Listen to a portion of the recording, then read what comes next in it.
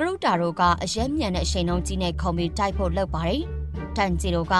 ငါလွဲပြစ်မှရမယ်။ငါဓာတ်ကိုလွဲမှဖြစ်မယ်။ငါအနေနဲ့အခုချိန်မှရှောင်ဖို့ကမဖြစ်နိုင်တော့ဘူးလို့ပြောလိုက်ပါတယ်။ကရုတာတို့ကတော့အနားနားကိုရောက်လာပါတယ်။အဲ့ဒီချိန်မှာပဲနာရိုတိုကရာဆန်ကန်နဲ့ကရုတာတို့ကိုကြွေးပစ်လိုက်ပါတယ်။ကရုတာတို့လည်းရာဆန်ကန်ကြောင့်အဝေးကြီးကိုလွင့်ထွက်သွားပြီးတော့နေရံမှာသွားကတ်နေပါတယ်။တန်ဂျီတို့ကမင်းဘယ်လိုလှုပ်လိုက်တာလဲဆိုပြီးမေးလိုက်ပါတယ်။နာရိုတိုကငါမင်းကိုငါလည်းတိုက်နိုင်တယ်ဆိုတော့ပြောပြဖို့ကြိုးစားနေတာကိုမင်းသိလားလို့ပြန်ပြောလိုက်ပါတယ်။ခံလိုက်ရတဲ့ကရုတာတို့က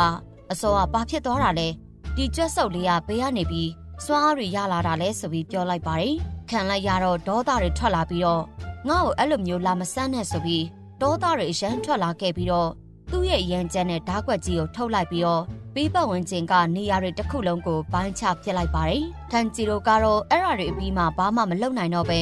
ထိုင်လျက်ဖြစ်သွားခဲ့ပြီးတုံရည်နေခဲ့ပါတယ်။နာရိုတိုကတော့အဲ့ဒီတိုက်ပွဲကြီးရဲ့အလယ်မှာမတ်တက်ရက်နေခဲ့ပါတယ်။တန်ဂျီတို့ကနာရိုတိုကိုစိတ်ပူပြီးတော့မင်းအစင်ပြေရလားလို့မေးလိုက်ပါတယ်။နာရိုတိုကတော့အဲ့ဒီခွေးကောင်လို့ဒေါသထွက်နေတဲ့လေတံနဲ့ပြောလိုက်ပါတယ်။အကြောင်းရင်းကတော့သူစားနေကြရာမန်ဆိုင်လေးပျက်စီးသွားလို့ပဲဖြစ်ပါတယ်။နာရိုတိုက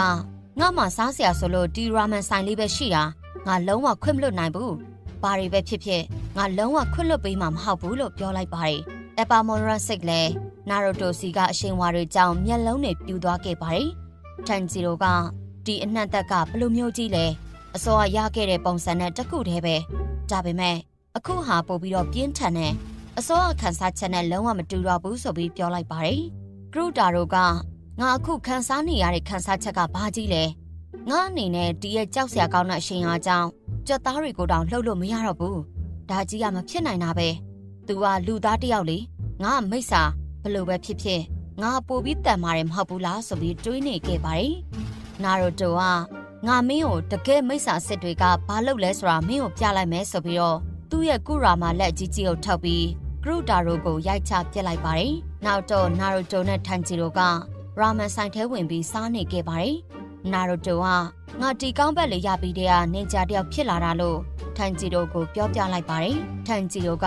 မင်းကအရန်မိုက်တာပဲနင်ဂျာတွေကအရန်တန်မာကြတာပဲလို့ပြောလိုက်ပါတယ်။နောက်တော့နာရိုတိုကဆိုင်ရှင်ကိုငါမင်းကိုရာမန်ပွဲတွေထပ်မှာထားတယ်။အခုထိမရသေးဘူးလားဆိုပြီးငေါက်လိုက်ပါတယ်။တခြားသူတော့မဟုတ်ပါဘူး။ဆိုင်ရှင်ကအပါမော်ရန်စစ်ကရုတာတို့ပဲဖြစ်ပါတယ်။ကရုတာတို့က